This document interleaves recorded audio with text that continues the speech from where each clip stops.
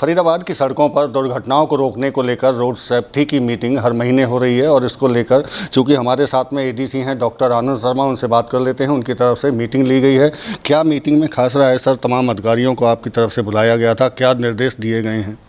निर्देश हमारे मेनली यही हैं कि जो हमारी रोड सेफ्टी, रोड को सेफ़ बनाना और ट्रैफिक की समस्याओं का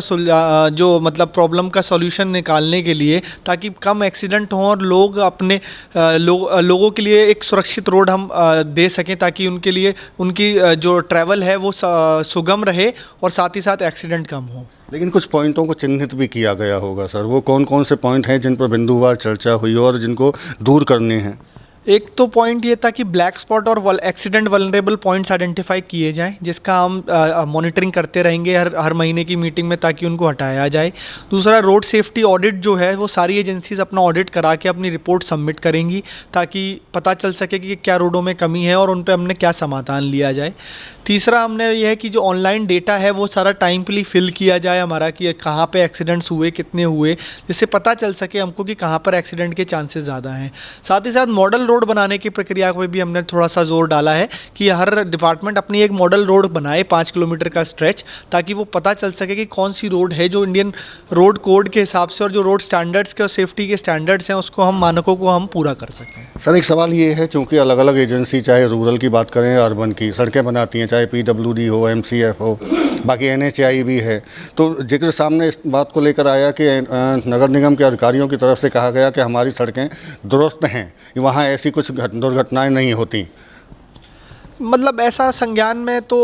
कुछ बात हुई है, बट हमने अभी उनको इंश्योर किया है कि सारे डिपार्टमेंट्स अपना लिखित में हमको देंगे कि उनकी रोड्स की जो अभी दुरुस्ती है वो है, और अगर उसमें कुछ भी कमी अब पेशी पाई जाएगी तो फिर नियम अनुसार हम कार्रवाई करेंगे। ब्लैक स्पॉट की बात करें तो NHAI यहाँ से निकलता है सर, उस पर पहले भी लगातार काम करने की ज़रूर बात की जाती है कि इतने ब्लैक स्पॉट हैं, उनको दूर किया जा रहा है या कम किया जा रहा है, या पहचान की जा रही है कि वजह क्या है इस ब्लैक स्पॉट की, तो इसको लेकर भी कोई आदेश दिए गए? उसमें अभी 11 स्पॉट्स इन्होंने आइडेंटिफाई किए हुए हैं जो इन्होंने अप्रूवल के लिए भेजे हुए हैं, और आगे के स्पॉट्स भी आइडेंटिफाई करने के लिए जो ब्लैक स्पॉट के मानकों को पूरा करती है, जो उसकी डेफिनेशन है वो कर रहे हैं वो कार्रवाई के लिए। तो चिन्हित करने के बाद उनको कम करने के लिए भी कुछ प्रयास किए जा रहे हैं? बिल्कुल प्रयास किए जा रहे हैं, NHAI की तरफ से भी कर रहा है, कई जगह पे एस्टिमेट्स बन के जा चुके हैं, और जो अलग अलग डिपार्टमेंट्स हैं उनको भी हम उसमें इन्वॉल्व करेंगे। किस